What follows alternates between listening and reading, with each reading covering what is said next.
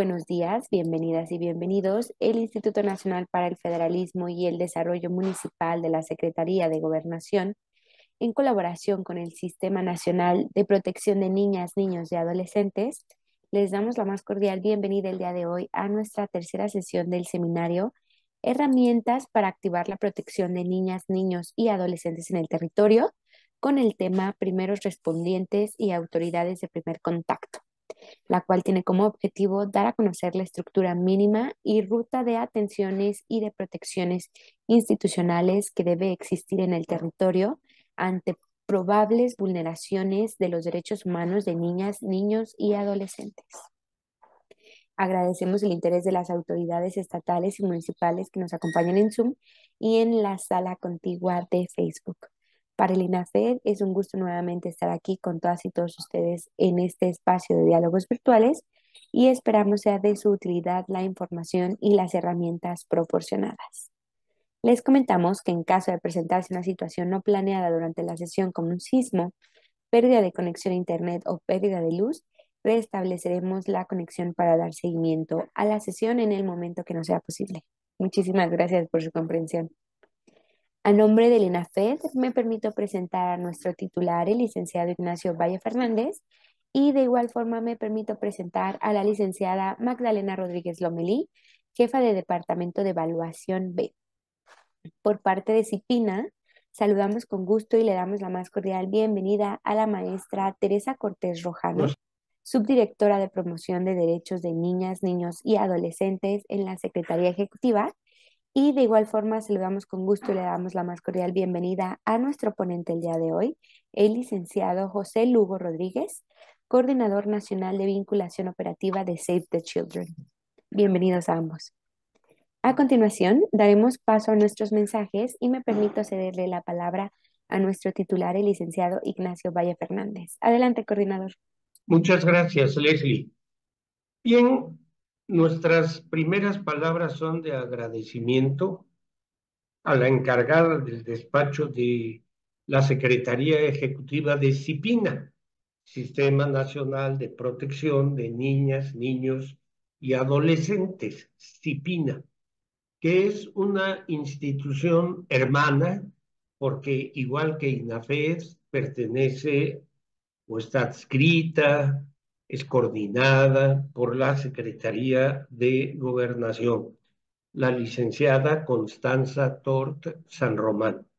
Y también agradecimiento especial al maestro Joaquín Torres Acosta, que es director de área de CIPINA y que ha actuado como enlace con INAFED para nuestra colaboración interinstitucional. Como saben, varias de las personas que están ingresando a este diálogo, el mismo forma parte de un seminario sobre la materia y que se denominó genéricamente Herramientas para activar la protección de niñas, niños y adolescentes en el territorio nacional. El tema 3, que es el que corresponde al día de hoy, se denomina Primeros respondientes y autoridades de primer contacto. Estos primeros respondientes son las autoridades responsables del primer contacto a donde se puede o debe acudir para pedir protección, apoyo o restauración de derechos, que es a donde pueden acudir, asesorados, por supuesto, niñas, niños y adolescentes cuando se han vulnerado sus derechos, que pueden ser en distintos tipos de actividades o de espacios de la vida personal. Me refiero a temas de salud o violencia familiar o el ámbito escolar, la comunidad o cualquier otro que se pueda presentar. El tema es muy importante porque toda agresión, toda vulneración de derechos de un o una menor de edad es una falta que tiene todas las agravantes, porque necesariamente implica alevosía y necesariamente implica ventaja, porque se trata de seres vulnerables que requieren protección. Y cuando existe esta protección, cuando una criatura, una niña, un niño crece sin miedo, esa es la mejor semilla que se puede sembrar para que con posterioridad florezca una sociedad justa, equilibrada y llena de esperanza. Lo contrario es terriblemente horrendo, tanto que yo les invito a ustedes que se asomen en los millones de videos que hay en las redes, que se asomen por internet a ejemplos de solidaridad interespecífica. Es frecuente que animales, inclusive feroces, como pueden ser leones, como pueden ser leopardos, o los que se estima que tienen muy amortiguadas o inexistentes sentimientos de solidaridad, como pueden ser reptiles o lagartos, cuando se trata de las crías, vamos a decir, los bebés de otras especies, no solo no las agreden, sino las protegen. Yo tengo presente, he visto muchos, pero en este momento tratando de recordar, recuerdo a una leona que caza a la madre eh, de un simio, no recuerdo si era bonobo, no era bonobo, pero es un simio y encuentra allí al bebé, a la criatura. Y lo que hace es lo toma con sus fauces, pero sin morderlo, lo lleva a su guarida, lo cubre con su cuerpo y lo protege hasta el día siguiente. Y el cruce de un río, un perro va huyendo, no sé, de una jauría, se arroja a un río en la India y se ve como un lagarto, un cocodrilo, empuja, no se traga al perro, no lo ataca, es un perrito pequeño, lo empuja y lo empuja hasta que alcanza la otra orilla.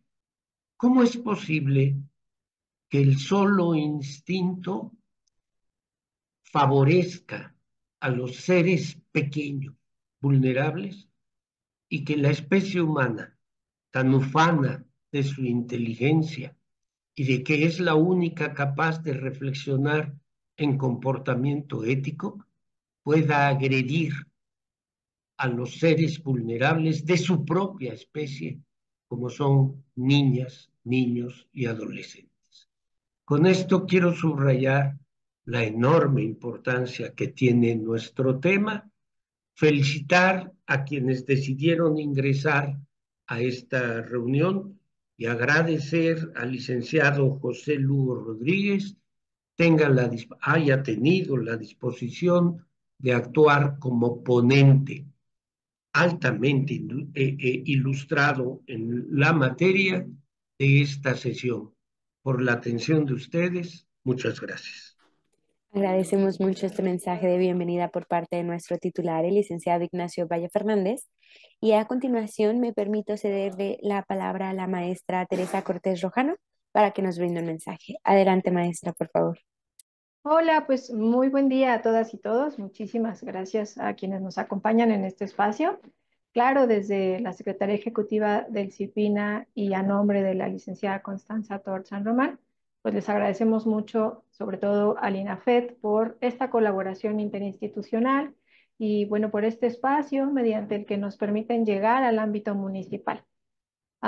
Como saben, el objetivo que tenemos de este seminario, pues es el que podamos fortalecer las capacidades de las y de los actores municipales en materia de derechos humanos y de protección integral de niñas, niños y adolescentes. Hoy justamente empezaremos a ver un poquito más a fondo cómo activamos o cómo empezamos a activar esta protección. ¿Y por qué municipales? Bueno, pues porque ahí es donde niñas, niños y adolescentes viven sus derechos y se relacionan con sus familias, con la comunidad, con las instituciones, con el gobierno, etcétera. Entonces, rápidamente, solo para recapitular, en las sesiones anteriores hemos estado ya hablando de qué es esta perspectiva de derechos de niñas, niños y adolescentes. Vimos también bueno, ¿qué significa que ellas y ellos sean titulares de sus derechos? ¿Cómo les colocamos al centro de las acciones y de las decisiones de los gobiernos o de quienes tomamos decisiones para su protección justamente?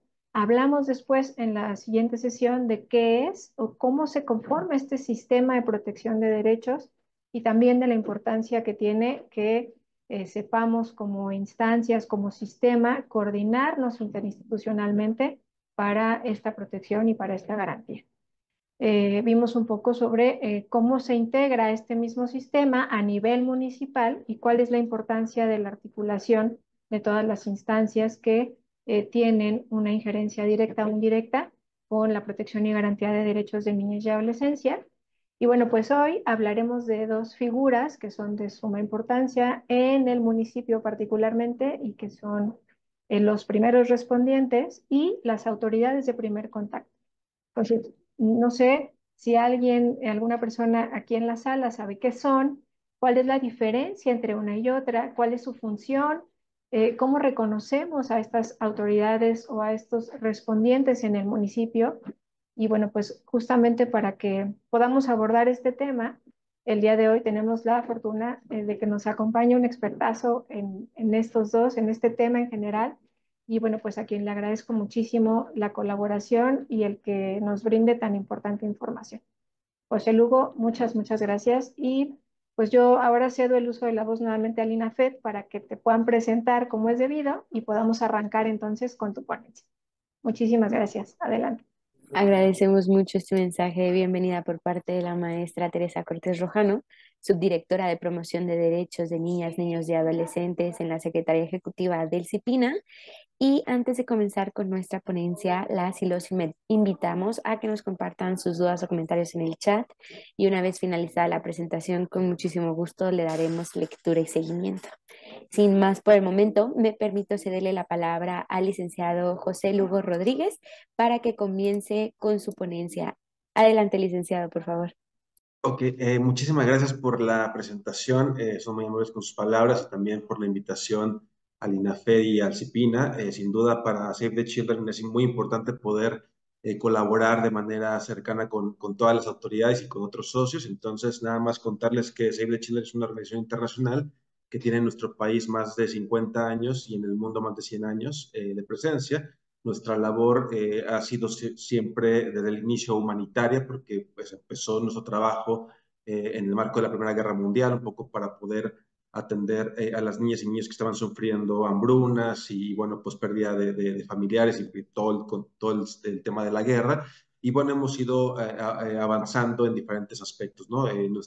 Nuestra fundadora, Eglantine Jett, fue la primera que empezó a hablar sobre los derechos de la niñez. Ella escribe una carta en el 24, entonces se hace la Declaración de Ginebra y a partir de ahí es un fundamento importante para poder tener la Convención sobre los Derechos del Niño. Y eso pues ha generado diferentes marcos jurídicos a nivel nacional, digamos. En México, a pesar de que teníamos una ley en el 2000 sobre los derechos de la niñez, bueno, es en el 2014 cuando realmente tenemos un marco jurídico pues que tiene un enfoque de derechos más amplio y que, bueno, pues permite justamente identificar quiénes son los responsables en diversas situaciones. Entonces, yo voy a presentarles, digamos, el tema que ya nos han comentado, que es la parte de los primeros respondientes y autoridades de primer contacto. Y bueno, pues entiendo que después van a abordar ya más a detalle temas de las medidas de protección, restricción de derechos. Entonces, me voy a enfocar en la parte inicial.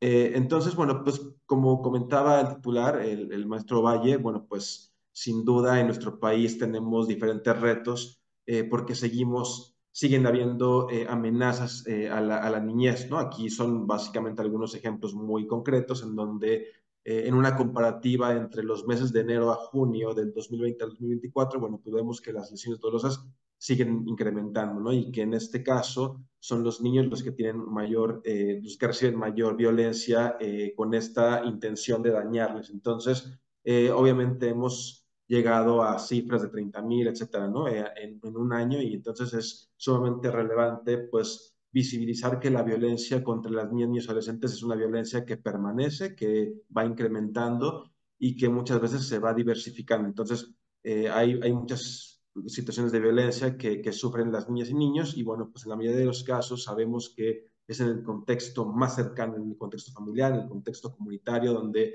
las niñas y niños sufren violencia, el 90% de ellas y ellos conocen a su agresor. Entonces, es algo que tenemos que buscar remediar a través de diferentes estrategias que a lo mejor abordaré un poco más adelante, pero bueno, un poco reconocer que es un problema que tenemos de manera reiterada. En el caso de la corrupción de menores, por ejemplo, bueno, pues también hay una tendencia a la alta en estos mismos meses comparativos, y aquí en este caso son las niñas las que sufren mayor este delito, ¿no? Entonces, bueno, son datos como solamente para poner de manera general, digamos, la situación de la niñez, ¿no? Tenemos un delito muy grave que es la trata de personas, la trata de niños y adolescentes, que tiene diversas modalidades, ¿no? Está, por ejemplo, la explotación laboral, la explotación sexual, el tráfico de órganos, la servidumbre, los matrimonios infantiles. Entonces, todo este tipo de componentes, bueno, pues siguen existiendo en nuestra realidad, digamos, en nuestro día a día. Y aquí, pues también las niñas son las que sufren mayor trata, sobre todo la parte sexual y los matrimonios serviles, pero también los niños en cuanto al tema laboral, ¿no? Y entonces, aunque aquí parecen realmente que fueran pocos datos, en el tema de la trata de personas hay una cifra negra de casi el 90%, es decir, por cada 100 casos que se dan, uno, 10 se van denunciando. Entonces, realmente es una problemática que es exponencial, que siempre está, obviamente, parte del crimen organizado, y que justamente, pues, por esta complejidad, digamos, en donde también entra la violencia digital, el grooming, en diferentes formas de captación, también en cuanto a situaciones de emergencia. Por ejemplo, tenemos una gran cantidad de niñas y niños en situación de migración, de desplazamiento forzoso. Entonces, todas esas condiciones pues hacen que las niñas y niños sean más vulnerables a la trata de personas, ¿no? Porque justamente las requieren necesidades básicas, alimentación, educación, salud, agua, entonces un lugar donde de hospedarse. Entonces, todo eso confluye para que sean más expuestos a la trata. Tenemos también niñas y niños que son víctimas del secuestro, la extorsión, y aquí también vemos algunas comparativas bueno, pues ya no debería de haber ni un solo niño, ¿no? Aunque aquí veamos, digamos, cifras que no son mayor a 30 personas en el caso del secuestro, por ejemplo. Bueno, pues es un delito bueno, pues se sigue llevando a cabo, por ejemplo, ante poblaciones con mayor riesgo, como por ejemplo las poblaciones en movilidad, pues hay un riesgo mucho mayor, porque en este caso, por ejemplo, saben que hay familiares en los Estados Unidos, por ejemplo, ¿no? En México, en los países de origen, que van a responder por ellas y ellos. Entonces, se han vuelto un punto de interés, digamos, un blanco para las organizaciones criminales, cualquier persona, ¿no? Incluyendo niñas, niños, adolescentes, que antes, bueno, pues posiblemente era una población bastante protegida, en donde teníamos, pues, en la manera social, digamos, este mandato moral de protegerlos, y que ahora, pues, se requieren tener marcos jurídicos reforzados para garantizar esto, ¿no? Y que si se vulnera un derecho, bueno, entonces existen consecuencias, que lo cual, pues, un poco de las anécdotas que nos comentaba el titular, pues tiene que ver justo con este falta de capacidad como especie humana de ver que niñas y niños son titulares de derechos. Digamos que hay condiciones que los ponen en una situación de vulnerabilidad, como la migración, como no tener padres, como vivir en zonas marginales, etcétera. Pero bueno, desde este punto de vista, las niñas y niños son titulares de derechos, como seguramente lo han repasado anteriormente. Tenemos también niñas y niños desaparecidos y no localizados, ¿no? Que también, pues, la tendencia es más o menos similar, digamos, ¿no? Estamos en los primeros meses del año, pero bueno, pues eso va cambiando. Y también aquí hay una cosa importante, por ejemplo, de repente hay una diferencia entre desaparecidos y no localizados, ¿no? Entonces, los desaparecidos son los que están ligados a un tema, a un delito, a un probable delito. Y los no localizados, pues hay una cosa ahí media gris en donde no se relaciona con un delito. Entonces, es difícil saber o poder imaginar que una niña de un año, de un bebé, un adolescente, pues de repente no esté localizado sin que haya un delito de por medio. Entonces no es posible imaginar que de repente una niña de 5 años pues ya no está, ¿no? Entonces siempre habrá que revisar cuáles son las causas y cómo se pueden ir identificando ese tipo de delitos para poder atender las causas y remediar desde el principio, ¿no? Y no todo con un enfoque punitivo. Y bueno, pues es importante hablando de primeros respondientes, bueno, en el caso de la Ciudad de México en particular, pero seguramente existen estos esquemas en otros municipios y en otras entidades de la República. Bueno, pues primero reconocer que las personas, todas las personas de la comunidad, todas las personas adultas, digamos, que vivimos en México, tenemos la obligación de reportar cuando sabemos que una niña, niño o adolescente sufre o está sufriendo, ha sufrido o sufre una situación de violencia, una vulneración de derechos. Entonces, es una obligación de todas las personas el poder denunciar, ¿no? Y hacerlo del conocimiento de las autoridades responsables. Entonces, a veces, pues, lo más fácil es cuando vemos a alguien que está maltratando a su hijo, pues, hacemos que no vemos, ¿no? No nos queremos meter en eso porque, pues, es la familia, pero desde este enfoque, desde este punto de vista legal, digamos, pues tenemos la obligación justamente de poder de reportarlo, ¿no? Obviamente hay diferentes escenarios y contextos, ¿no? Entonces a lo mejor hay un escenario en donde es el crimen organizado el que está haciendo eso, entonces pues podemos ponernos en riesgo, entonces hay por eso diferentes mecanismos de reporte que pueden ser anónimos, obviamente, para garantizar pues que no haya una escalada en la violencia y que no se dañe a otras personas. Entonces, para ello, bueno, pues está el número 911, ¿no? Que se reportan delitos de emergencias, como los incendios, accidentes, algunas urgencias médicas. El 089, que también relacionado, por ejemplo, también al tema de delitos, en donde la página habla de que se atienden temas de extorsión, menudeo, secuestro, violencia intrafamiliar. También las fiscalías muchas veces tienen líneas de denuncia, ya sea a través del Internet o a través de llamadas anónimas, en donde también se pueden reportar diferentes casos. Aquí, por ejemplo, resalta el tema de la trata de personas. Y bueno, en las calles también hay botones de auxilio, ¿no? En donde pues directamente hay cámaras instaladas en las diferentes ciudades, en donde, bueno, pues la idea justamente es que a través de esos botones de auxilio pues se puedan detonar algunas situaciones de servicios de emergencia. Entonces, digamos que estos elementos nos permiten, pues justo avisar a las autoridades correspondientes, a las policías básicamente, que se está cometiendo un delito, que hay un tema de un incidente, o a los servicios de emergencia como los bomberos o los servicios de salud, ¿no? Para poder justo atender de manera inmediata. Entonces, estos son los elementos, digamos, indispensables. Conforme voy a abordar algunos temas, quisiera también dar algunas recomendaciones, porque todos estos mecanismos, digamos, muchas veces están pensados para los adultos y a veces, pues, invisibilizamos a las niñas y niños adolescentes, que son los quienes sufren esta violencia, ¿no? Y como comentaba hace un momento, pues muchas de las situaciones de violencia que existen en el entorno familiar, digamos, pues son por la familia, digamos, los delitos o las violencias sexuales, abuso, etcétera, pues la mayoría de las niñas y niños conocen al agresor, obviamente, ¿no? Porque pues lo están sufriendo de manera reiterada, ¿no? Muchas veces un tipo de violencia no se da solamente una vez, sino se da de manera reiterada, y entonces tiene que haber mecanismos accesibles para que niñas y niños puedan, sin riesgo, digamos, solicitar estos servicios de apoyo. En ese sentido, un segundito, bueno, algunas recomendaciones para los servicios de emergencia, pues sería generar materiales didácticos, informativos, que están en un lenguaje amigable, considerando las diferentes etapas de desarrollo. No es lo mismo un material pensado para niñas y niños que apenas empiezan a leer o a desarrollarse, ¿no? Que están en la primaria, como un adolescente. Entonces, pues, tenemos que ir adaptando un poco las formas de llegar a esa población. También que incluya justamente estos información sobre los servicios de emergencia disponibles en la comunidad, digamos, en la población.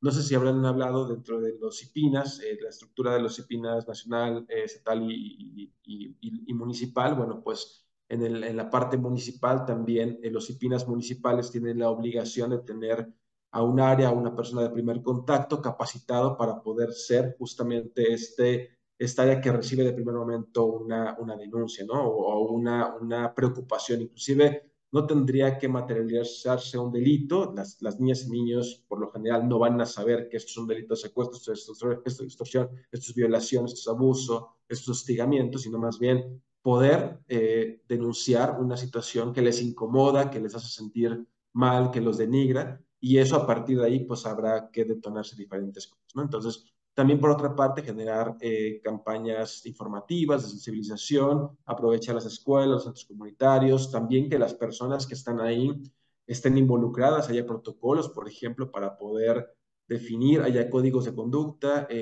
Por decir un ejemplo, Save the Children trabaja somos actores humanitarios, entonces nuestro trabajo siempre está acompañado de estar comprometidos con los códigos de conducta del personal, es decir, que hay una serie de prohibiciones y cosas que no podemos llevar a cabo porque ante una situación estamos en una situación de poder en donde si vamos a apoyar a las personas en cualquier contexto, bueno, nos ven como alguien con poder. Entonces, si es una autoridad, pues más aún, ¿no? Tiene que tener estándares claros de éticas, digamos, para poder abordar alguna situación, no estar de manera solitaria con niñas y niños sin una supervisión, sin que un supervisor sepa lo que estamos haciendo. A lo mejor estamos haciendo una entrevista y es una entrevista delicada que tiene que ser, digamos, frente a frente, pero tiene que haber varios esquemas de protección y también generar políticas en donde no dañamos a las personas, digamos, a veces de manera inconsciente, al llevar a cabo alguna ayuda, alguna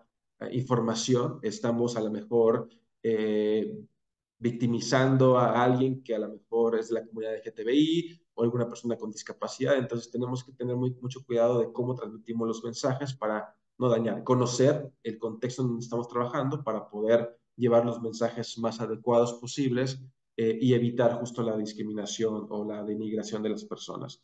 Esta parte de la capacitación, ¿no? De poder también que los servicios de emergencia, quien responde la línea de emergencia, el policía de primer contacto, que va a responder a algo, bueno, pues tiene que tener una capacitación y sensibilización sobre cómo abordar el tema de la niñez. Hay diferentes etapas de desarrollo que no lo vamos a ver en este momento, pero bueno, pues cada etapa de desarrollo está marcada por diferentes características particulares, en donde, por ejemplo, los niños pequeños pues tienen un pensamiento más abstracto, o sea, más concreto, digamos, saben de lo que existe, conocen un vaso porque lo ven, ¿no? No pueden pensar en el vaso si no lo tienen aquí a la vista, pero los niños más grandes tienen un pensamiento abstracto, en donde sí se pueden imaginar algunas cosas, pero bueno, ya los adolescentes podrían tener información de si tú le dices, bueno, es que mañana va a venir un psicólogo a hablar contigo, tal, entonces un adolescente puede saber, ¿no? Pero un niño pequeño, pues a lo mejor no entiende qué es un psicólogo, no entiende qué es mañana en su vida, digamos, cotidiana. Y entonces tenemos que asegurar que las personas tienen estas características y capacitación, digamos, ¿no? Y también en contextos de violencia, pues muchas veces se requiere también tener capacidad en primeros auxilios psicológicos, el poder apoyar a contener una emoción que está desbordada por un tema de violencia que acaban de vivir o que han vivido durante tiempo. Entonces, tiene que haber diferentes características y capacitaciones para eso. Y también asegurar lo que comentaban, ¿no? Los códigos de ética, los mecanismos de salvaguarda, para poder prevenir también que el personal que está apoyando, por ejemplo, pues no está causando un daño, ¿no?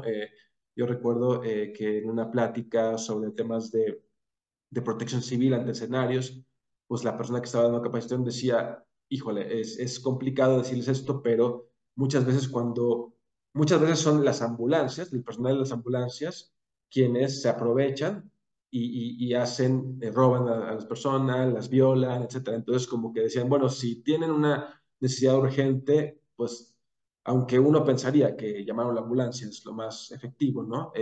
Pues esa persona que nos capacitaba decía, bueno, hay muchos reportes de que las ambulancias están agrediendo a las personas, ¿no? Entonces, de preferencia, si alguien va a ir a una ambulancia, pues ir acompañado, ¿no?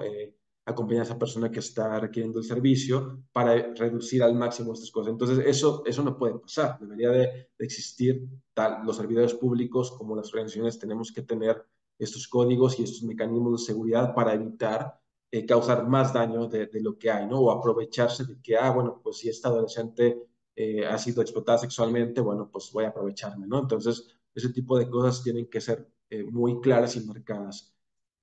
Por otro lado, bueno, pues tenemos que en la identificación, hay dos conceptos particulares, particularmente en temas de violencia sexual, pero bueno, uno es la parte de identificación y otra la parte de revelación. La identificación es la que proactivamente hacemos, a lo mejor cuando llega el médico legista, el policía, llega a una atención a un médico, entonces la identificación tiene que ver con esta acción que el servidor público o la persona realiza a través de una encuesta, de una entrevista, de preguntar, digamos, para poder identificar cuál es el tipo de violencia que ha sufrido la persona. Entonces, eso es una identificación.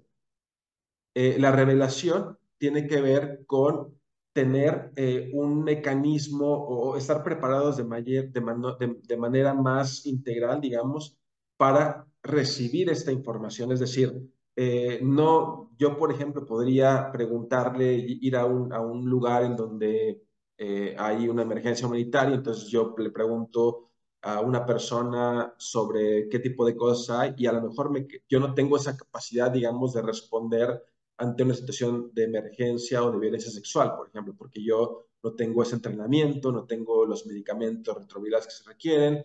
Entonces es muy importante diferenciarlo porque en la revelación lo que busca es que yo a lo mejor tengo como Save the Children una, eh, una alianza con otras organizaciones, por ejemplo, Médicos Sin Fronteras, Médicos del Mundo, diferentes organizaciones que van a tener la posibilidad de brindar una atención integral. Entonces, la revelación automotivada, por ejemplo, es cuando existe ya un trabajo comunitario, nos conocen, digamos el policía está más cercano a la población, no hay el DIF tiene programas comunitarios, entonces ya hay una relación de confianza y la persona que ha sufrido, en este caso niño adolescente, o cualquier persona que ha sufrido una violencia, pues decide compartirlo, ¿no? Entonces, él tiene la automotivación de compartirlo porque ya quiere, pues, detener esa parte que le ha causado daño. Entonces,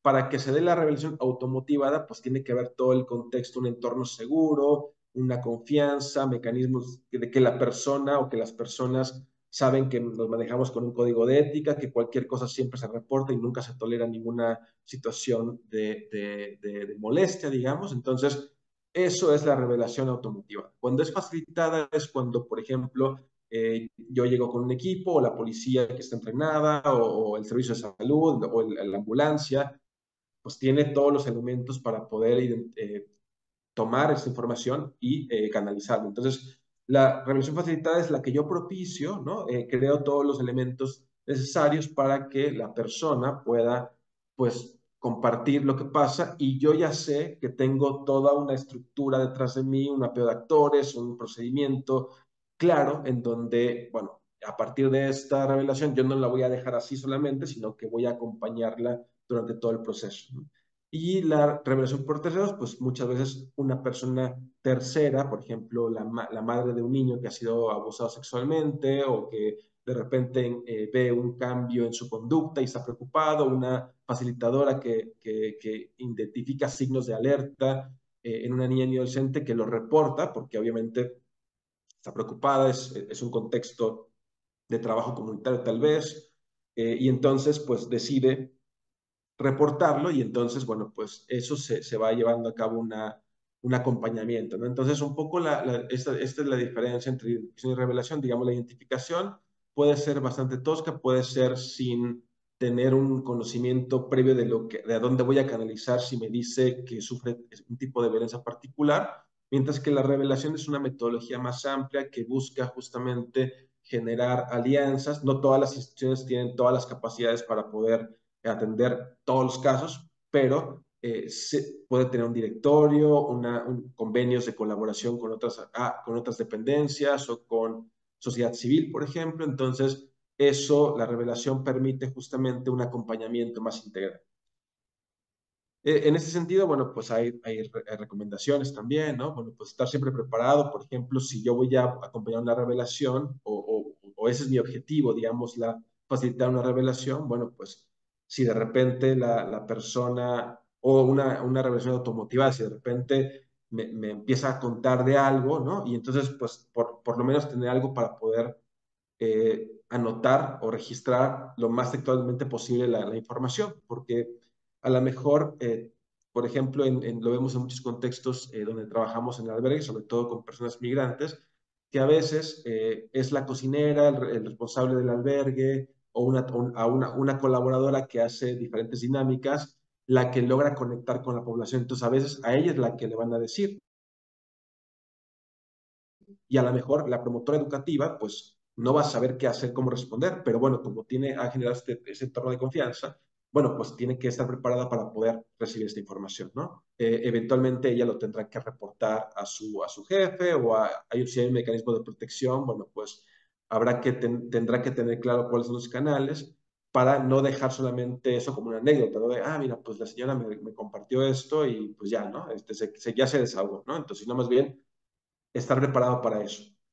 No interpretar tampoco la información, sino lo que nos dice es lo que es, ¿no? Y no decir, pues es que le pasó esto porque creo que sí, otra persona me contó que su esposo la golpeó, no sé, X. Entonces, la idea es tratar de ir un poco teniendo la información, sí, tampoco que sea un interrogatorio, porque esa persona promotora, por ejemplo, en este ejemplo, no tiene las herramientas necesarias para poder atender el caso, ¿no? Entonces, la señora después lo tendrá que contar a alguien más, porque alguien que sí, la Procuraduría de Protección, la Fiscalía, alguien que sí va a responder. También esto, contar con herramientas y habilidades de comunicación necesarias, ¿no? Dar un acompañamiento respetuoso, empático, sin juzgar, obviamente, ¿no? Tener actitudes cuidadosas, porque a veces cuando, por ejemplo, estamos recibiendo una revelación, pues no poner cara de incredulidad o no opinar al respecto o no justificar, sino más bien escuchar solamente, ¿no? Asegurarse, justo lo que decía, de contar con un director en donde tienes aliados que pueden dar un servicio especializado, generar entornos seguros, tomando medidas físicas adecuadas. Es decir, a veces un espacio seguro o un entorno seguro no es un entorno físico que esté bardeado, sino más bien puede ser a lo mejor la esquina de un lugar en donde vamos a hacer ese lugar acogedor, el eliminar barreras físicas para poder interactuar, tener a lo mejor unos juguetes para niñas y niños, no sé, algo que sea más bien un entorno y no un espacio físico, sino el entorno es lo que crean las personas, ¿no? Y lo mismo, reducir cualquier tipo de daño al tener normas de salvaguarda y códigos de ética o de conducta. Aquí quisiera compartirles un video, espero que estés preparada, Tere, para que voy a dejar de compartir, para que lo puedan ver un poco la parte ya del primer respondiente. Adelante, maestra Tere.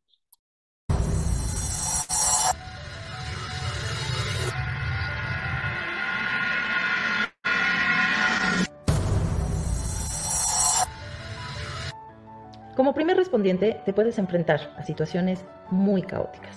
Llegas cuando las cosas aún están pasando o acaban de suceder. En esos momentos hay mucha confusión, peligro e incertidumbre. Tu mirada y tu presencia pone orden en el caos. Proteges a las personas y aseguras las cosas que luego serán indispensables para saber lo que realmente pasó. Debes tomar decisiones rápidamente y tus decisiones pueden tener importantes consecuencias. En particular, cuando hay niños, niñas y adolescentes afectados, tus decisiones son delicadas y sus consecuencias muy, muy importantes. Tu trabajo conlleva una enorme responsabilidad. Esta responsabilidad exige todo tu esfuerzo y profesionalismo, y por ello mereces todo el reconocimiento y agradecimiento de la sociedad. Pero esta responsabilidad también genera vulnerabilidad. Proteger a la infancia puede afectar los intereses de quienes los han lastimado y puede suceder que ellos pretendan desvirtuar tu labor para proteger sus propios intereses. El registro detallado de todo lo que ves, escuchas y de las decisiones que tomas no solo es indispensable para el trabajo que será en la investigación y la protección de niños, niñas y adolescentes. El registro de todo también es la mejor forma de proteger tu propio trabajo. Las decisiones rápidas se toman por muchas razones, en un contexto particular. Cuando todo queda registrado detalladamente, es más evidente cuáles fueron las circunstancias que justificaron tus acciones. La tecnología nos abre enormes posibilidades para registrar todos los detalles de una escena. Casi cualquier teléfono puede grabar audio y video. La creatividad, de la mano con la ley, son tus mejores aliados. Protegerte a ti mismo es proteger tu trabajo. Y tu trabajo protege a los niños, niñas y adolescentes. Antes de que te vayas, una pequeña reflexión. Te voy a hacer una pregunta y quiero que le pongas pausa a este video mientras piensas en tu respuesta. Luego vuelve a iniciar el video y te cuento lo que pienso. Piensa en alguna decisión difícil que tuviste que tomar rápidamente en tu trabajo. Piensa en todo lo que te llevó a tomar esa decisión. Ahora piensa en cómo podrías explicarle a alguien todos los detalles que te llevaron a esa decisión. Al elaborar estos materiales, entrevistamos a muchas y muchos primeros respondientes. Nos contaron experiencias muy difíciles sobre su trabajo protegiendo a la infancia y sobre experiencias en las que su trabajo había sido cuestionado o utilizado en contra como estrategia de la defensa de alguien que cometió un delito. Es difícil poder escribir en el informe policial homologado todo lo que viste, hiciste y decidiste. En varios casos, mientras más registro existía sobre la situación, más difícil era desvirtuar la valiosa labor del primer respondiente. Un oficial incluso se colocó su propio celular como cámara sobre su pecho y así registraba todo lo que transcurría en una intervención difícil. El registro en audio, video y por escrito es muy importante para la investigación de un delito y al mismo tiempo es muy importante para tu protección. Gracias, Tere. Perfecto. Bueno, voy a continuar, voy a tratar de terminar a las 12, digamos, para poder tener un espacio de reflexión. Entonces, si tienen también alguna pregunta, bueno, creo que se van a quedar al final. Entonces, bueno, un segundito más.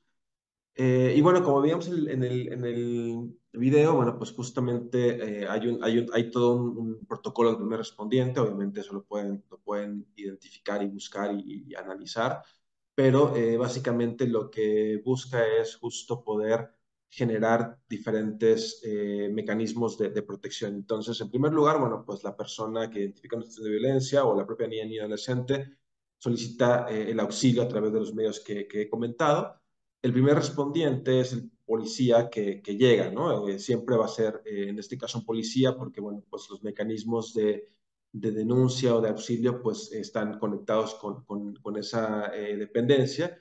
Y la idea y la finalidad por la que un policía es el primero que llega, cualquiera puede ser el primer respondiente, obviamente el primero que esté en la escena, tiene la obligación, digamos, dentro de sus facultades de investigar, identificar si existe un delito o prevenirlo, ¿no? Entonces, pues él va a llegar, como decía en el video, ante una situación que no va a saber en primer momento qué es lo que está sucediendo. Puede llegar cuando hay una riña, pero no sabe las causas, puede llegar cuando ya pasó, cuando ya hay heridos, puede llegar cuando una niña está ahí abandonada, no sé, ¿no? Hay diferentes situaciones, entonces la idea del primer respondiente es el que va, digamos, a proteger la escena, investigar, identificar justamente si hay un delito, aunque él, digamos, es un juez el que va a catalogar el tipo de delito, bueno, pues el policía va a registrar los hechos, ¿no? Justo como en el video se expresa, bueno, pues se tiene que registrar todos los hechos que están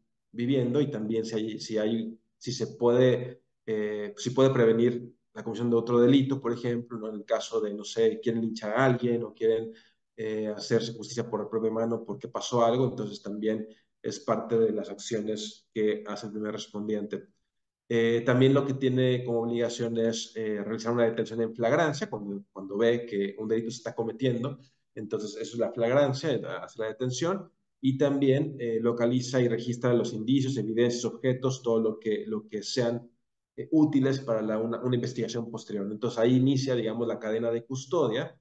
También es importante mencionar que cuando hay algún tipo de escenario, digamos, complejo, si hay víctimas, digamos, de ese hecho que ocurrió, va a tener prioridad atender a la víctima, asegurar que recibe la atención médica oportuna antes de seguir con la persecución. Entonces, ahí hay una situación clave, digamos, en donde se va a poner sobre todo la salvaguarda de la vida y la integridad de la persona o de las personas antes que hacer una persecución de un criminal, por ejemplo, ¿no?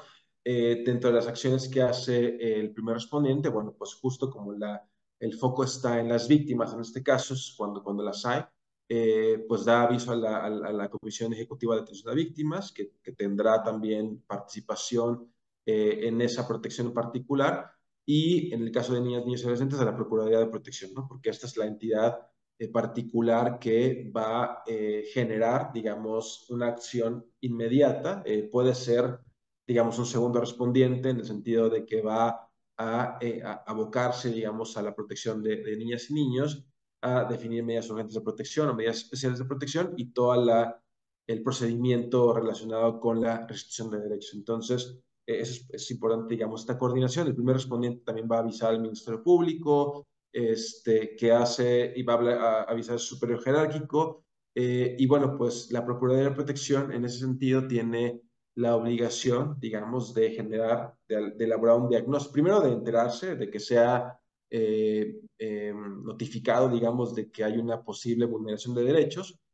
No tiene que ser específicamente uno en particular, pero realiza un diagnóstico inicial, es decir, se tiene que trasladar, eso es uno de los retos importantes porque las propiedades de protección no tienen muchas capacidades operativas, entonces la idea es que tienen que trasladarse al lugar donde se encuentra la niña, niño, adolescente vulnerando sus derechos, hace un diagnóstico inicial en donde pues identifica cuáles son los derechos vulnerados, también si cuenta con redes de apoyo, si la familia está cerca, si la familia es la que lo amenaza, digamos. De ahí define medidas urgentes de protección, evalúa y hace la determinación del interés superior de la niñez y genera el plan de acción de derechos. Todo esto, digamos, son pasos más amplios, pero el diagnóstico inicial sí es algo inmediato que va a definir si se requieren medidas urgentes de protección en ese momento. Por ejemplo, si se encuentra una niña sin cuidados parentales, bueno, entonces va a solicitar el apoyo al DIF para que la reciba, ¿no? Mientras se hace una investigación más amplia. Entonces también la Procuraduría entra dentro de este actuar inicial, ¿no? Entonces es importante justamente pensar que son instituciones que se requieren fortalecer porque consideramos que las Procuradurías de Protección van a tener este enfoque de derechos, van a poder acercarse con mayores capacidades y conocimientos a las niñas y niños y pueden ser un aliado a la policía de primer respondiente o al Ministerio Público. Algunas recomendaciones, pues, del primer respondiente, hablamos, por ejemplo, en este caso de la policía, bueno, pues, poder presentarse ante la niña y niño, informar brevemente la razón por la que se encuentra ahí, un poco verse como la figura de protectora. Muchas veces las niñas y niños, ante situaciones de violencia o de vulneración, pues, se sienten culpables porque a lo mejor es el padre el que ha violentado a los niños, pero pues además es el padre, ¿no? Que les brinda, no sé, alimentos, por ejemplo. Entonces, hay una serie de elementos que las niñas y niños van a tener muchos conflictos. Entonces, es importante que quien llegue como primer respondiente, bueno, pues se presente, no asuma que el niño sabe que es un policía, sino más bien poder informarle brevemente la razón por la que se encuentra ahí, dar mensajes de desculpabilización, anticipar temores, es decir, es importante que pueda comunicar lo que va a suceder después. A lo mejor, si no está la familia, bueno, pues decir, vamos a buscar a tu familia, vamos a llevarte a un lugar seguro. Entonces, todo lo que pueda informar previamente a que suceda va a ser importante porque eso va a disminuir el estrés que tenga la niña y adolescente y transmitir mensajes de seguridad, ¿no? Entonces, donde él transmite que todo está controlado, que ya no va a seguir sufriendo lo que haya venido pasando, etcétera, ¿no? Entonces, un poco muy abocado a sus funciones, ¿no? Obviamente sin prometer cosas que no se pueden cumplir, sino más bien muy objetivos y transparentes en la comunicación. Esta parte de lo que sucederá después es importante porque no va a ser algo abrupto para la niña y niño, ¿no? De repente moverlo a un lugar a otro sin que sepa, ¿no? Y a lo mejor está preocupado por su familia, entonces siempre poder acompañar con esta información clara, minimizar la angustia y el temor a partir de dar seguridad y decir, bueno, yo soy la persona responsable y yo voy a tener control de lo que suceda. También la parte de la comunicación, cómo expresas, ¿no? O sea, a lo mejor Si das un mensaje positivo, pero por otro lado estás teniendo una cara de preocupación o estás muy angustiado, pues eso tampoco va a permitir que las personas, las niñas y niños en este caso, pues se tranquilicen. No dar información que no sea precisa o que pueda confundir, también un poco el lenguaje, ¿no? A partir de saber quiénes son las niñas y niños, qué edad tiene, etcétera, pues los mensajes van a ser distintos, y evitar los mensajes abstractos, sino más bien ser bastante claros en lo que queremos brindar. Si tenemos capacitación en primeros auxilios psicológicos, pues implementarlos. Casi siempre va a ser muy necesario poder contener estas desbordes de emociones y también pues buscar los primeros auxilios inmediatos, ¿no? Digamos, para estabilizar y salvaguardar la vida. Todo lo que tiene que ver bueno, con la información, también, por ejemplo, si tenemos información sobre el sexo del agresor, bueno, pues buscar o por lo menos informar, si en este caso, en este momento de primer contacto no hay posibilidades de que haya una mujer policía, por ejemplo, en un caso de violencia sexual, a lo mejor sí informar al Ministerio Público, a la Procuraduría, la información que tenemos para que ellos vayan tomando decisiones subsecuentes conforme a esto que estamos previendo en este caso de primer contacto. También, pues, procurar dar una mayor comodidad, digamos, y minimizar factores de estrés. No significa que todos los espacios van a ser adecuados, pero sí crear estos entornos seguros, como lo comentaba a través de nuestra intervención, nuestras acciones. También poder tener claro de cuáles son los signos de alerta ante un estrés agudo y poder justamente buscar una atención individualizada. Tal vez en ese momento no podemos contar con un médico, un psicólogo, etcétera, pero tratar de sí diferenciar un poco en ese momento una atención específica. Y bueno, ante una intervención prolongada que puede llevar tiempo porque estamos en un lugar donde hay difícil acceso de apoyo, etcétera, bueno, pues tratar de generar acciones que reduzcan el estrés, por ejemplo, utilizar a los adolescentes para que nos ayuden a contar cuántos niños hay, poner actividades, poner algunas tareas sencillas que les hagan sentir útiles y que también los desconecte un poco de la situación de violencia. Obviamente también es importante en el primer contacto cubrir o gestionar necesidades inmediatas, por ejemplo, alimentación, antes de estar preguntando lo que sucedió, ¿no? Cuál fue el tema de la violencia, etcétera, pues ver si las necesidades básicas están cubiertas, preguntar si la persona ha comido, ha descansado, esta parte de los primeros auxilios psicológicos, buscar un alojamiento adecuado, digamos, siempre todo obviamente va a ser caso por caso, pero antes y si hay tiempo, digamos, obviamente antes de buscar respuestas a diferentes cuestionamientos, garantizar que las necesidades básicas están cubiertas, darle agua, darle comida, escucharle, ¿no? Apoyarle para poder generar un espacio más seguro, obviamente, ¿no? Y que ellos no perciban que solamente queremos extraer información sin darles nada a cambio, porque a veces eso genera que se cierren más. Verificar que la comunicación con madres, padres y cuidadores y niños y adolescentes es activa, gestionar estas necesidades, sobre todo si hay, por ejemplo, población de movilidad, que muchas veces hay idiomas que no manejamos o lenguas indígenas, entonces que la persona no, la policía o la procuraduría no maneja, bueno, pues eso tiene que ver también con tener un mapeo de actores y poder saber que nuestra comunidad, digamos, a la que atendemos, si es una comunidad altamente de migrantes, por ejemplo, bueno, pues ya sabemos que hay diferentes nacionalidades que requieren una traducción, ¿no? O personas con discapacidad, etcétera. Entonces, llevar a cabo eso, también informar sobre lo que va a suceder posteriormente. A veces como autoridades, pues tenemos esa posibilidad, digamos, de canalizar ante las diferentes instancias por un procedimiento que tenemos ya homologado. Sin embargo, es importante informar para qué se va a canalizar a tal lugar, a tal Ministerio Público, al DIF, a la Procuraduría, un poco para reducir los temores. En el caso de la Procuraduría, es importante justo que sea eh, notificada inmediatamente porque además de ser la responsable de hacer los diagnósticos y de poder identificar una medida de protección más amplia, también tienen la obligación de orientar y dar representación legal o en suplencia o coadyuvancia, es decir, en suplencia cuando no hay los representantes originarios, digamos los padres, madres, tutores legales, o en coadyuvancia, cuando sí existe una madre, un padre, pero también están igualmente afectados, entonces la Procuraduría tiene que brindar representación legal o orientación legal junto con los padres, ¿no? En los estándares internacionales también se habla de la necesidad de nombrar un tutor cuando hay niñas y niños sin cuidados parentales, que no es la Procuraduría, sino tiene que ser alguien distinto que va a acompañar este proceso.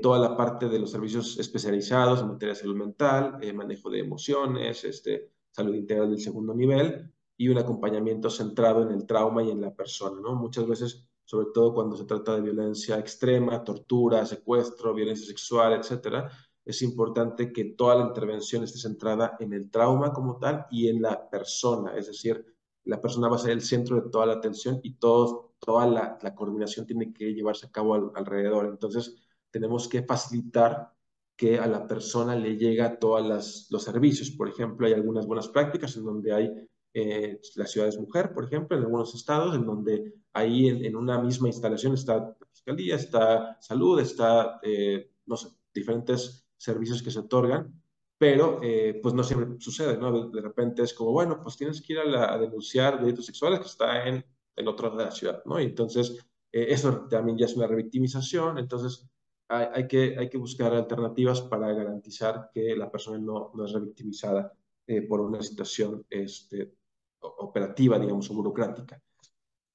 Cuando hablamos de las medidas urgentes de protección, bueno, pues la Ley General de Derechos de Niños y Adolescentes dice que es la Procuraduría de Protección o el Ministerio Público quienes determinan. Entonces, son medidas urgentes porque protegen la vida, la integridad y la libertad. Entonces, tratamos de prevenir todo lo que está de este lado izquierdo. Cuando la Procuraduría y el Ministerio Público conoce que hay este peligro, tiene 3 horas para determinar una medida urgente de protección.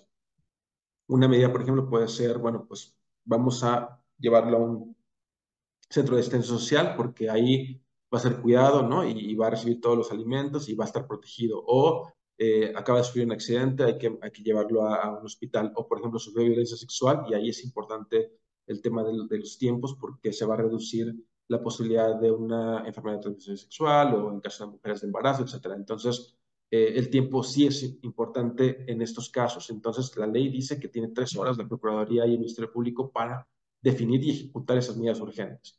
Obviamente, como es una emergencia, no tenemos todo el contexto y toda la información. Por lo tanto, a través del Ministerio Público se le informa a la autoridad jurisdiccional en un plazo de 24 horas que hemos tomado esta decisión de llevarlo al médico, de llevarlo a un albergue, etcétera, para que la autoridad jurisdiccional, con más información que le vamos a proveer, pueda definir si esa medida es adecuada, entonces se ratifica.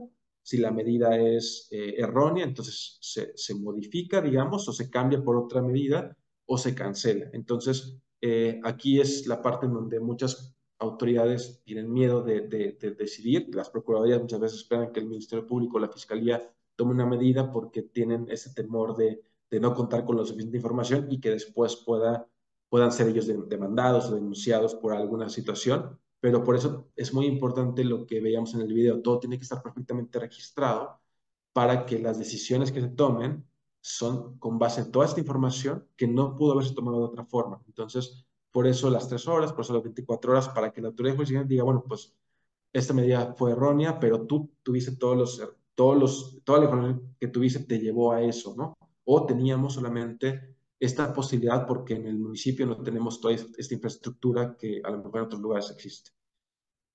Y hay, bueno, principios particulares que nos permiten identificar las medidas de protección, ¿no? El principio de protección, es decir, bueno, pues lo que buscamos es garantizar que no se pierda la vida, ni la libertad, ni la integridad.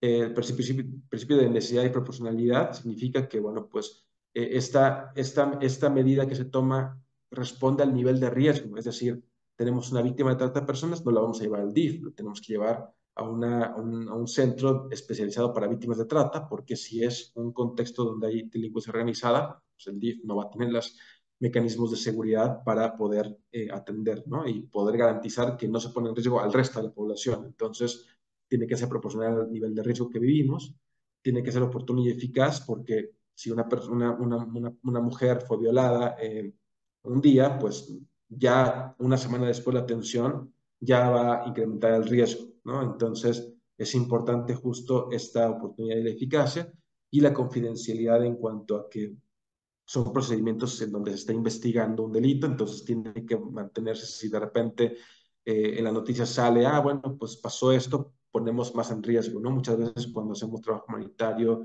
con población de movilidad, nunca podemos compartir una imagen ni decir, mira, aquí estamos en el albergue tal, y entonces la foto de las personas, porque si hay un agente persecutor, pues va a identificar que está en el albergue tal y lo ponemos en riesgo. Entonces, todas estas cosas son muy importantes.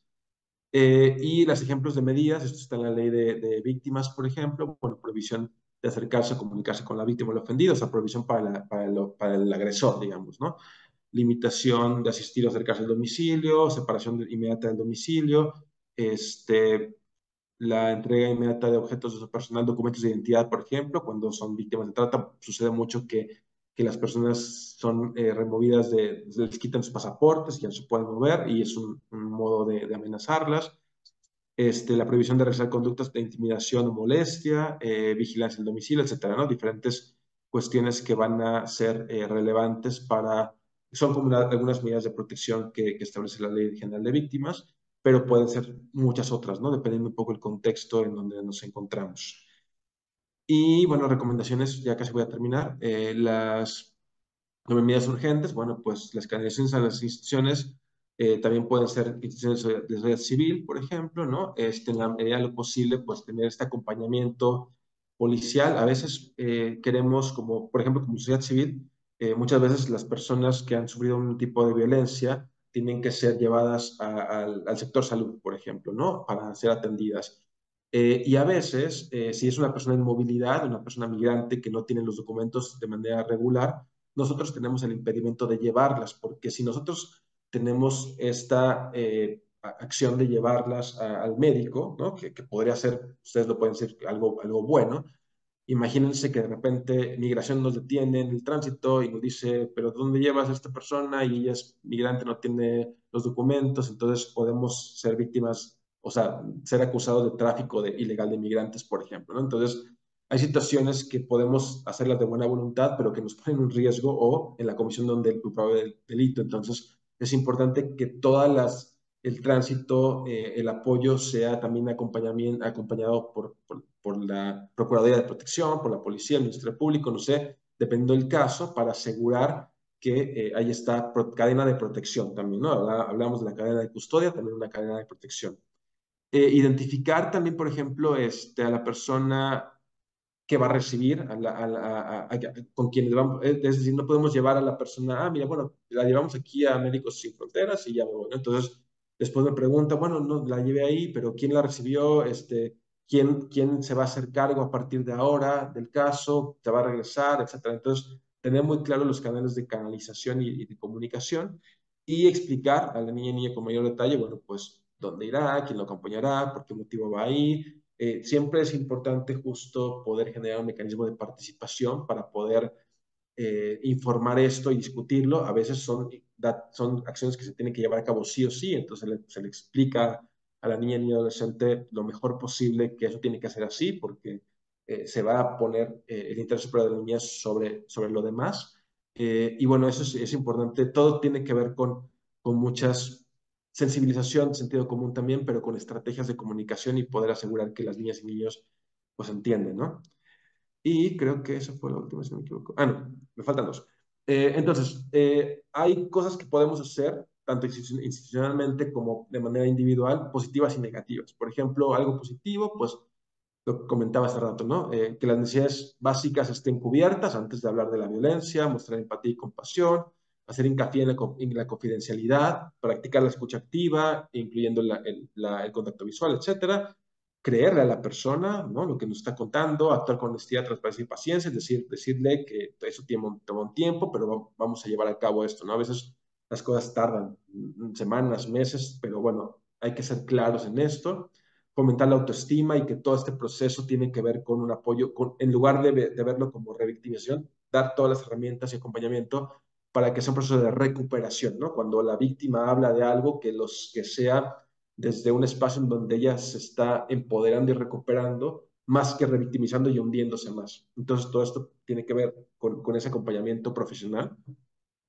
También tratar de conocer el lenguaje que ellas y ellos manejan, digamos, si somos alguien externo, comprobar espontáneamente cómo se sienten, ¿no?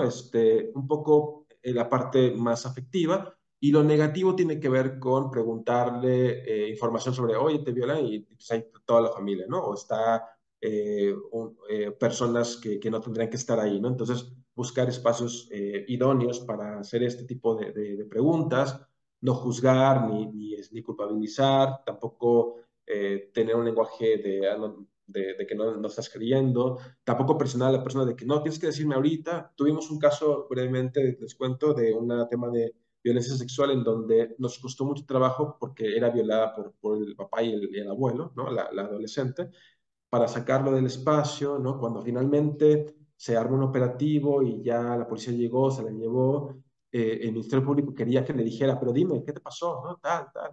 Y eso generó que la adolescente se cerrara más. Y como el Ministerio Público necesitaba escuchar de ella que le había pasado esto, dijo, no puedo hacer nada y la mandó de regreso a la casa, ¿no? En lugar de generar una medida urgente de protección, decir, bueno, pues vamos a trabajar con ella en un albergue del DIF, vamos a generar confianza, a lo mejor mañana tampoco va a poder hablar del tema porque es un tema que ella ha vivido durante muchos años, ¿no? Que la afectó inclusive físicamente, y bueno, vas generando los espacios, ¿no? Entonces, más bien propicias la revelación facilitada, más que dime, porque yo en mi papel tengo que poner que tú me dijiste y si no, no hay delito que perseguir. Entonces, ese tipo de cosas tenemos que ser más sensibles a eso, no hablar abiertamente con los colegas del caso, ¿no? De repente saliste de la entrevista que tuviste privada y de repente del pasillo estás hablando del caso y la persona se va a dar cuenta, ¿no? Y bueno, el tema de la intervención remota, eso se pensó también un poco cuando estábamos en el COVID, pero bueno, tratar de evitar ese tipo de comunicación. Y finalmente, de manera institucional, bueno, si tenemos un albergue, por ejemplo, bueno, pues tratar de hacerlo acogedor, que sea limpio, que no sea un espacio donde sientas tú más inseguridad y angustia, sino que sí le pongas atención a tener instalaciones bonitas, garantizarles espacios confidenciales también para esa conversación. Cuando se trata de violencia basada en género, que es lo que dice aquí, pues tener carteles. A veces tú no le quieres dar, la persona que sufre una violencia sexual no quiere recibir un folleto, ¿no? O pedir un folleto de víctimas de violencia sexual, porque pues se está exponiendo, ¿no? Entonces a veces lo que sirve es poner murales o que esté algo más amplio la información, porque la gente a lo mejor va y pues acerca, ¿no? Y para saber qué hay ahí y toma el teléfono de manera discreta. Entonces, ese tipo de cosas pues son importantes para no exponer a las personas, ¿no? Y decir, ah, mira, pues acercó porque seguramente le pasó esto, ¿no? Todo lo que tiene que ver con la comunidad LGTBI, primeros acciones psicológicos, la parte de diversidad, considerar personas que no hablan, que hablan una lengua indígena, su orientación sexual, personas con discapacidad, etcétera, ¿no? Y finalmente, pues lo negativo es que decía, bueno, pues el centro es que es un centro, no es un hospital, tiene que ser así frío, ¿no? Porque pues así son los hospitales, o este centro del DIF, pues no tiene que tener dibujos porque tiene que tener... Entonces, ese tipo de cosas son negativas porque tú te dices, bueno, pues pregunta mejor cómo haces que este espacio sea colectivo. Al final de cuentas es un espacio institucional, pero las personas van ahí cotidianamente, viven ahí o van a tomar una terapia ahí. Entonces, ¿cómo ellas participan para que ese lugar sea acogedor? No tolerar cuestiones discriminatorias, ¿no? En la conversación, o sea, tener generalmente como procedimientos de si alguien está utilizando un vocabulario que estigmatiza y discrimina, tener procedimientos correctivos, por ejemplo, ¿no? Entonces, diferentes cosas que les voy a dejar la presentación para que puedan revisarlo más a detalle.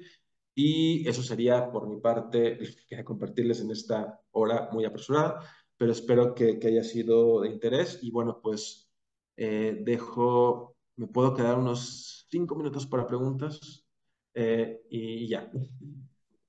Agradecemos la exposición sumamente interesante por parte del licenciado José Lugo Rodríguez, coordinador nacional de vinculación operativa de Save the Children. Y a continuación daremos paso a algunos comentarios que he logrado identificar en el chat. Viene por Viridiana Chávez y nos pregunta, ¿en qué caso o bajo qué circunstancias sería posible informar una vulneración o posible vulneración de niñas, niños y adolescentes, primero a padre o madre en búsqueda de apoyo en la red que soporta la detección antes que en las autoridades? Bueno, dependiendo del caso, ¿no? Como comentaba, a veces es en el contexto cercano donde hay vulneraciones, pero por ejemplo, habría que revisar en qué momento nos estamos dando cuenta. Si la persona se da cuenta de la violencia que ocurre en el hogar porque es mi vecino o mi vecina, entonces, pues no, seguramente no voy a poder hacer nada hablando con los padres, ¿no? Entonces es importante justo pues hablar a la Procuraduría, mencionar la situación en la que se encuentran y ellos tendrán que hacer una visita y tal, pero a veces es bastante complicado porque nos ha tocado pues sí, de alguna organización remite el caso a la Procuraduría y cuando llega a la Procuraduría llega a hacer una inspección y luego no hacen nada, o sea, no toma medidas y entonces se va y pone más riesgo a la persona, porque, como el caso que les comentaba, o sea, ya pusiste en más riesgo porque ya te atreviste tú a denunciar y entonces ya vino y ya nos expusiste como familia, ¿no? Y entonces se generan más desafíos. Una persona, a lo mejor, dependiendo un poco de la relación que tengas, pero nadie va a aceptar que tú me digas cómo voy a criar a mis hijos, por ejemplo, ¿no? Si es un entorno en donde es en la escuela o es un entorno comunitario o deportivo, entonces, pues ahí lo importante es justo que haya, revisar si hay los canales de denuncia. Por ejemplo, algunas escuelas tienen protocolos en donde ellos dicen, bueno, mi protocolo, y así debe ser, digamos, la escuela en ese ámbito es responsable de las niñas y niños. Entonces, por eso muchas veces en las guarderías hacen revisión de los niños para ver si no llegan con moretones o cosas así, porque si es así, tienen que avisar a las autoridades. Si, oye, este niño llegó con estos moretones o rasguños, entonces sí tiene que haber procedimientos claros. Entonces, lo más importante es más bien ir a las autoridades institucionales y no tratar de hacer algo por nosotros porque nos ponemos en un riesgo mayor también. Pero va a responder a la pregunta. Muchas gracias, licenciado. Continúo con nuestra participante María del Consuelo Heredia Cruz, que nos comenta, buenos días. En caso de los lugares donde según están los niños resguardados y ahí son violentados, según esos niños son quitados de sus familiares por maltrato o violencia y recaen en manos de personas que los siguen violentando porque los administradores de esos lugares no están supervisados como debe de ser o quizá el personal no es el adecuado. No sé si este comentario, Sí, adelante. un poco igual, digamos que ha pasado, ¿no? En Casita del Sur, el caso de de la Gran Familia en Michoacán, o sea, como que ha habido albergues que también, si no tienen una revisión, o escuelas, inclusive, ha habido un escándalo también con escuelas en cuanto a eh, perdón, es que, ¿sabes qué? Que, que ha habido redes de trata en las escuelas públicas, ¿no? Hay una investigación bastante grande que desde el 2002 al 2017 ha habido redes de trata de niñas y niños, de abuso y explotación. Y eso tiene que ver también con procesos en las autoridades, ¿no? Digamos, todos los CAS que existen sí, tienen que estar certificados y certificados por las Procuradurías de Protección. Entonces, de repente, surgen albergues de la nada y si no hay una regulación, pues surgen estos espacios. Entonces, eso es un poco la complicación. Puedo responder una sola pregunta y ya, perdón. Y no se preocupe, de hecho es la última que he logrado identificar. Viene por Mónica Noemí Romero Hernández y nos comenta, un problema enorme que tenemos en los centros escolares es la aplicación de protocolo de salvaguarda de menores y parece que las autoridades están desconectadas. ¿Hay un protocolo de que Save the Children tenga como apoyo para centros escolares? ¿Qué pasa con los padres de familia y sus sanciones en caso de omisión de cuidados que proporcionan estos delitos? Y algo sobre regulación Ya, de ya redes retomé. sociales para evitar delitos o trata. ¿Hay algo en relación a eso? Bueno, tenemos como organización un código de conducta, digamos, que implementamos en nuestro personal, pero cada organización y dependencia tiene que tener su propio código de conducta y medidas de salvaguarda. Cuando hay alguna vulneración, pues está cometiendo un delito o una infracción, entonces eso ya, digamos, tiene que ser canalizado a las autoridades. No hay no hay delitos pequeños, digamos, o violencias pequeñas. Toda la violencia generalmente tiende a escalar. Entonces, si empiezan gritos, después empiezan golpes, después ya hay un abuso, entonces siempre es importante buscar el tema de la prevención a partir de identificar situaciones de riesgo que pueden en un momento seguir incrementando. Entonces, podemos trabajar, digamos, si tienen un interés, podemos compartirles los códigos que tenemos, las políticas que tenemos también, y ustedes pueden ir adaptándolas conforme a sus necesidades. Tiene que haber una capacitación y actualizaciones constantes, y eso tiene que ser institucional, y las autoridades tienen que tener canales de denuncia y de protección para que si identifican un caso, lo mejor es prevenir siempre, pero después responder, ¿no? ante eso. Ok, bueno, muchas gracias. Perdón, es que estoy en un taller también aquí presencial y me están buscando. Entonces, discúlpenme, espero que les haya sido de utilidad. Si hay más preguntas, por favor pónganlas y a través de tele me las mandan y yo las respondo, ¿vale? Muchísimas Entonces, gracias, licenciado. Que vaya muy bien y muchas gracias por estar con nosotros en esta perdón, ponencia. No se discúlpenme. preocupe. Un abrazo.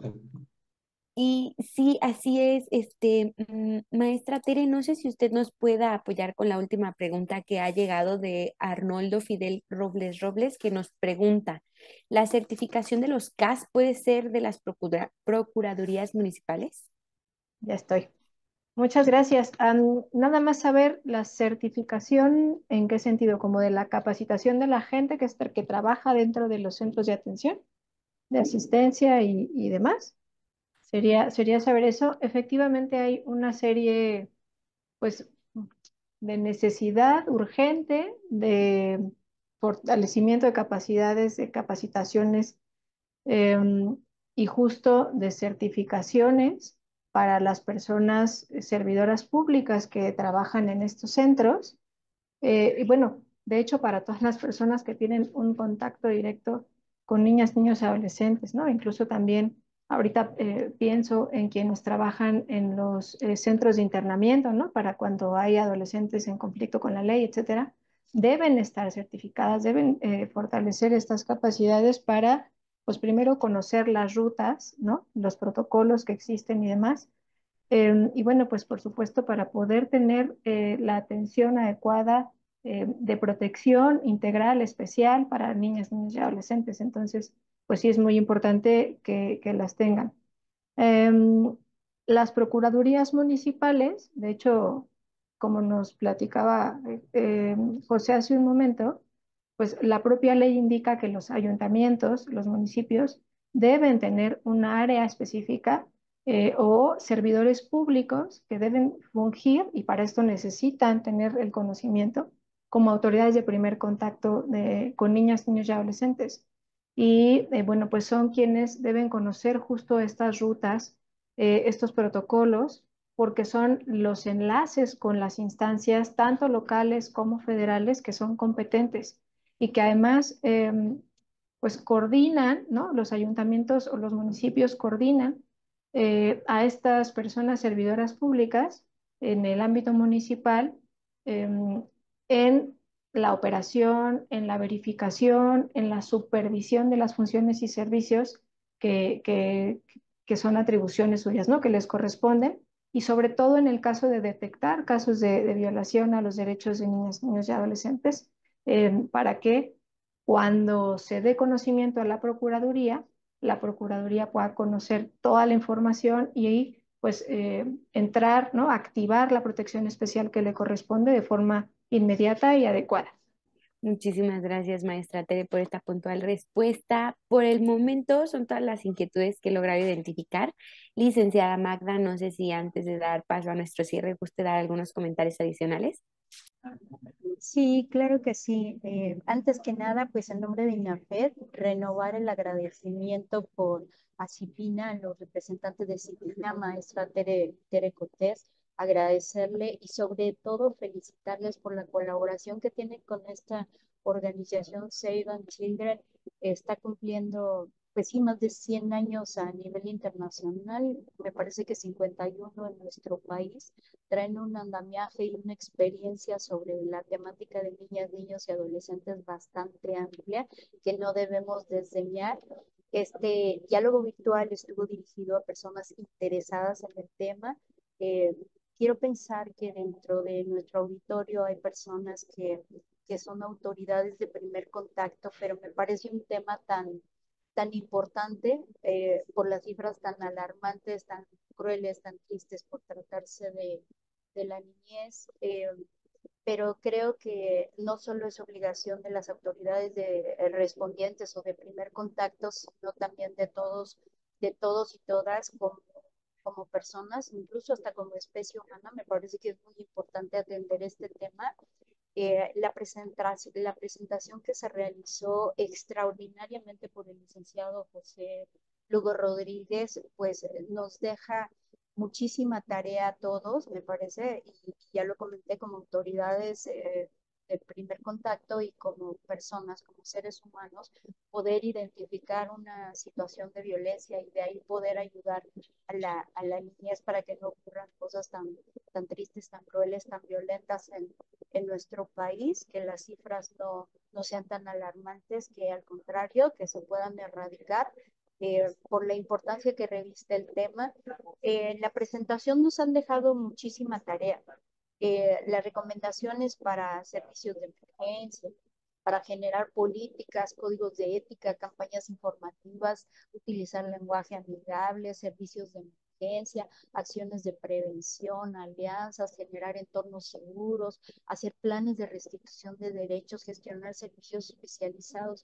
Creo que es mucha tarea para todos si no somos autoridades directamente involucradas con estos procedimientos, pues sí, como seres humanos, verificar que en nuestro entorno, que en nuestro municipio existan estos servicios para que cuando se presenten los casos sean debidamente atendidos, para que no haya ocurrencias en estos procedimientos, porque como comentó el licenciado José Lugo, debemos de ser oportunos y eficaces. Entonces, esta presentación, ya lo comentó mi compañera Leslie, se les va a compartir a las personas asistentes a esto, y pues yo les pediría que hagamos un estudio muy exhaustivo para tomar medidas inmediatas, para identificar en nuestro entorno cómo podemos contribuir a que no se sufra tanto en este país tan bonito. Pues muchas gracias, maestra Tere. Por favor, extiéndale nuestra felicitación, nuestro reconocimiento al licenciado José Lugo, y un abrazo también para el licenciado Joaquín y su extraordinario equipo. Muchas gracias. Y muchas gracias a todos los asistentes. Gracias. Muchas gracias, licenciada Magda, por este mensaje. Adelante, maestra Tere, por favor. Perdón, solo pues como tratando de englobar esto que hemos visto el día de hoy, agradezco mucho que nos hayan dado este tiempo, y como vieron, empezamos a ver ahora este tema de la activación, cómo activamos esta protección integral. Y entonces lo que José Lugo nos comentaba era, bueno, pues entran por los canales, ¿no? 911, 089, botones de auxilio, el MP, la policía. ¿Qué pasa en ese momento cuando se activa? Pero entonces les quiero invitar a que no se pierdan la siguiente sesión de este seminario, porque entonces ya vamos a hablar un poco más a detalle sobre cómo entonces, cuáles son entonces los mecanismos de protección especial y de restitución ya de los derechos de niñas, niños y adolescentes cuando ya hay una vulneración. Eso por un lado, y por otro, pues un poquito a propósito de un comentario del chat que dice, o bueno, más bien que pregunta sobre la regulación de redes sociales para evitar, dice algo sobre regulación de redes sociales para evitar ciberdelitos o trata. ¿Hay algo en relación a eso? Pues un poquito haciendo un comercial, invitarles el 5 de septiembre tendremos en las redes de CIPINA, CIPINA MX, en Facebook, justo un webinar sobre redes sociales. Entonces ahí podrán tener un poquito más de información. Y bueno, solo para cerrar, agradecerle mucho al INAFED, al licenciado Valle, pues este espacio. Por mi parte sería todo. Que tengan una linda tarde. Muchísimas gracias por este comentario final, maestra Tere Cortés. Reiteramos el agradecimiento a las y los servidores públicos que nos acompañaron en esta sesión. A nombre del INAFED y de nuestro titular, el licenciado Ignacio Valle Fernández, les deseamos que tengan una excelente tarde ya. Hasta luego.